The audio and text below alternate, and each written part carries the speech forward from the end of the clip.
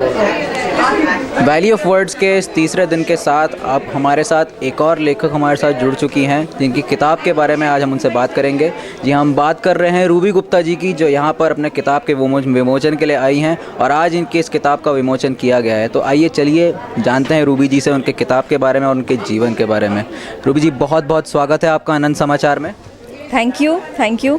Ma'am, अपनी इस किताब के बारे में आप बताइए मैम कि जो आखिर इसमें ज़ैनडू का अर्थ क्या है और आखिर ये किताब किस बात को लेकर है। मेरी ये 8वीं किताब है जिसका नाम है नो इल्यूजन्स इन ज़ैनडू।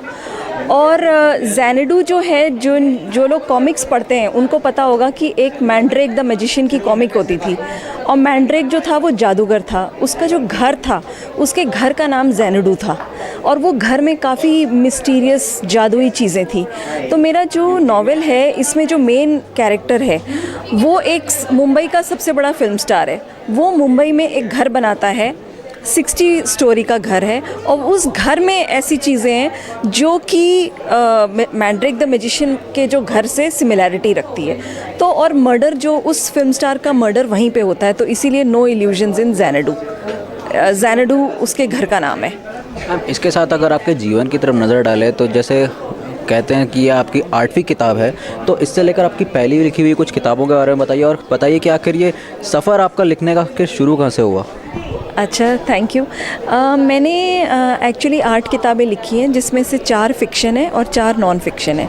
नॉन फिक्शन की जो बुक्स मैंने लिखी हैं वो है टेक्निकल कम्युनिकेशन के ऊपर, जो कि कैम्ब्रिज यूनिवर्सिटी प्रेस ने पब्लिश करी है और कई यूनिवर्सिटीज़ में वो एज अ सिलेबस वो बुक्स लगी हुई हैं। और फिक्शन में मेरी जो पहली फ़िक्शन थी वो शॉर्ट स्टोरीज़ थी। फिर मैंने एक नावल लिखी माया, विच इज़ अबाउट स्पिरिचुअलिटी। और उसके बाद जो है मैंने एक मर्डर मिस्ट्री लिखी जो देहरादून में बेस्ड है और फिर फाइनली ये मर्डर मिस्ट्री लिखी है। तो अब मेरा फोकस मर्डर मिस्ट्रीज़ के ऊपर है। और अब मैं क्राइम क्यों लिखते हो, ये जो तुम पूछ रहे हो, वो इसलिए क्योंकि मेरे बचपन से मुझे बहुत शौक़ रहा है मिस्ट्री नॉवेल्स पढ़ने का। तो क्योंकि मुझे मिस्ट्री में इतना इंटरेस्ट था, तो जब मैंने लिखना शुरू करा इसलिए मैंने मिस्ट्री लिखना शुरू करा।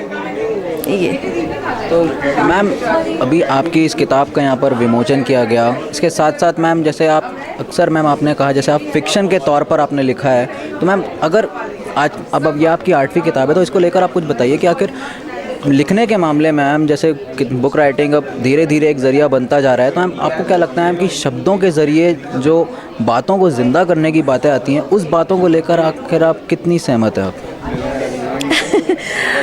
सब कुछ शब्द से ही रिलेटेड है। अगर मैं अपने विचार रखना चाहती हूँ और यूनिवर्सल तरीके से मैं चाहती हूँ कि मेरे व्यूज़ लोगों तक पहुँचे, तो यही एक माध्यम बनता है कि मैं अपने शब्दों के द्वारा ही लोगों से पहुँच पाती हूँ।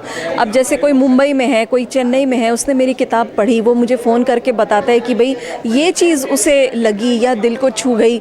तो यही तो मेरा ज़रिया है कम्युनिकेट करने का। तो शब्द सबसे इम्पॉर्टेंट ज़रिया होते हैं और किताब नेचुरली इसको फुलफ़िल करते हैं। तो हालांकि मैं प्रोफेसर हूँ IMA में, इंडियन मिलिट्री एकेडमी में, लेकिन राइटिंग से मुझे क्रिएटिव सेटिस्फैक्शन मिलता है, इसीलिए मैं लिखती हूँ। तो मैम, हमारे साथ बने रहने के लिए बहुत बहुत धन्यवाद।